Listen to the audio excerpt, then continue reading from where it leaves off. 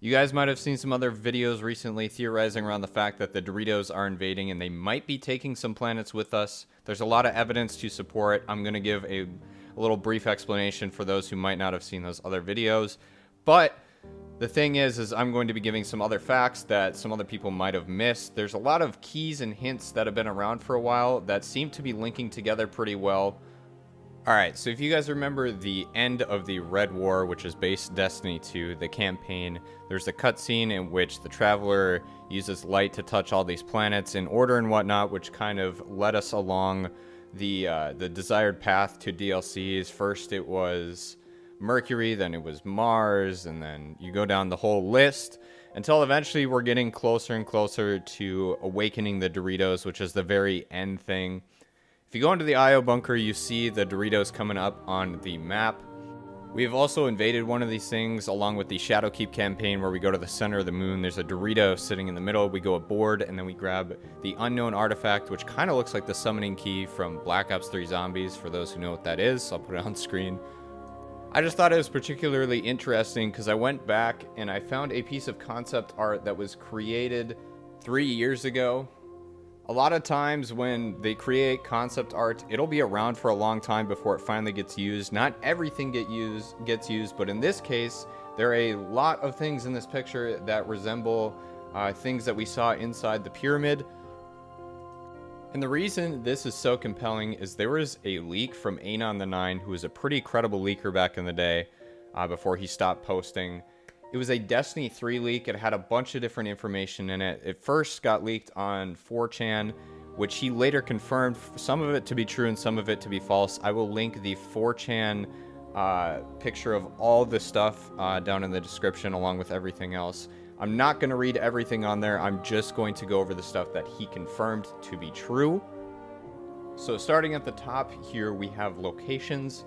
The locations he has listed are Old Chicago, which I would assume would be on Earth, Europa, which is a moon of Jupiter, which we can also see on the map of the Io bunker. It's just not lit up yet. And a return to Venus has been confirmed.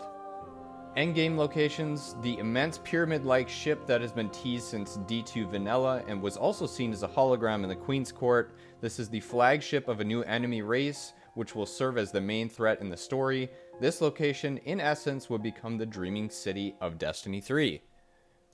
New enemy race: the Astro Demons, known only as the Veil. Their visual appearance is described as having a dark greenish skin, sharp claws, and having a distinct stench of wet earth, as mentioned by Ada's one mother in the lore entries brought with Black Armory.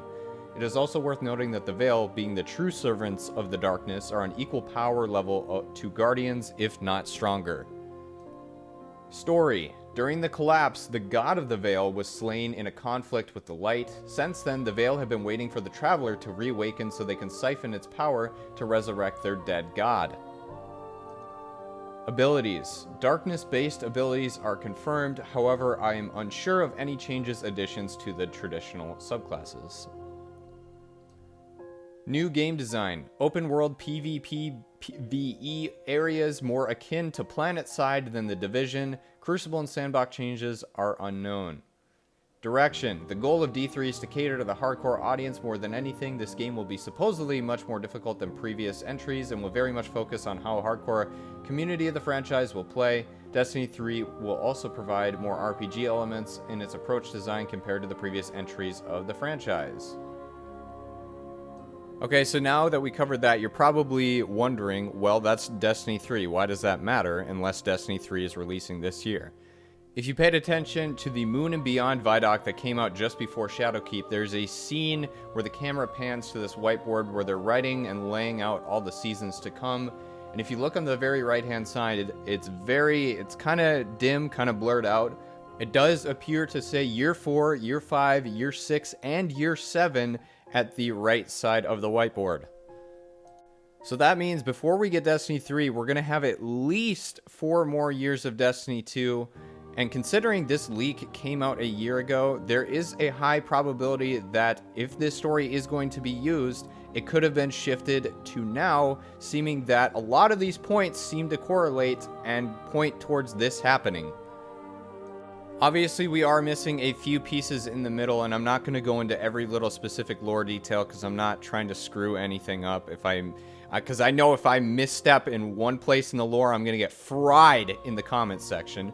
But to support this even further, if you guys read or heard about Luke Smith's director's cut pieces that he wrote back a while ago, talking about the future of the game, he went on, and I'll put the quotes on screen here and whatnot. He talked about how the game cannot grow infinitely forever.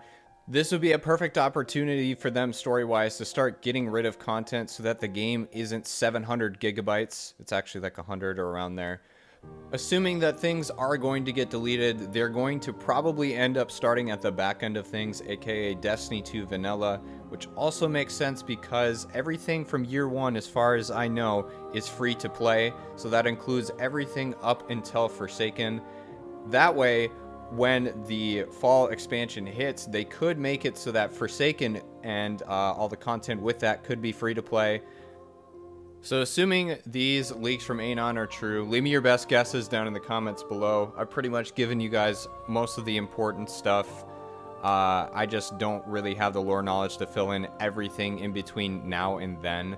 But it does seem very probable at this point. That's really all I got for you guys. If you guys want to come hang out, theorize, watch the daily streams, twitch.tv/Sweatcicle. Appreciate you guys very much. Again, let me know what you think, and we'll catch you in the next one. Peace.